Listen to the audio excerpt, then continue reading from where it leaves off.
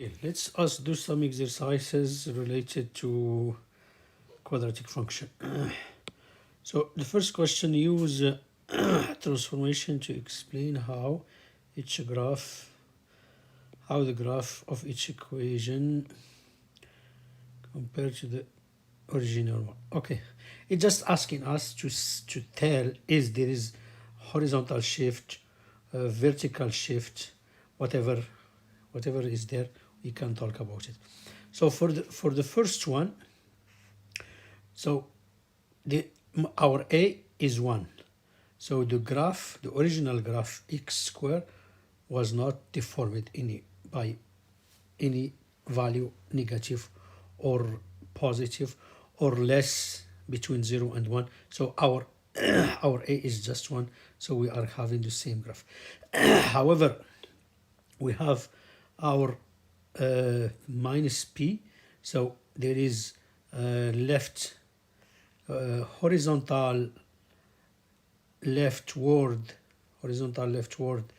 shift of the original function, and there is also minus q, so that means there is a downward vertical shift of the function. So this function will have the same shape as the original one, fx is equal to x squared, since a is equal to 1, and because p is equal minus 6 and q is equal minus 14, this represents a horizontal translation of 6 units to the left side and a vertical translation of 14 units downward relative to the graph x squared. So you can also know, you can detect the vertex point is minus 6 minus 14.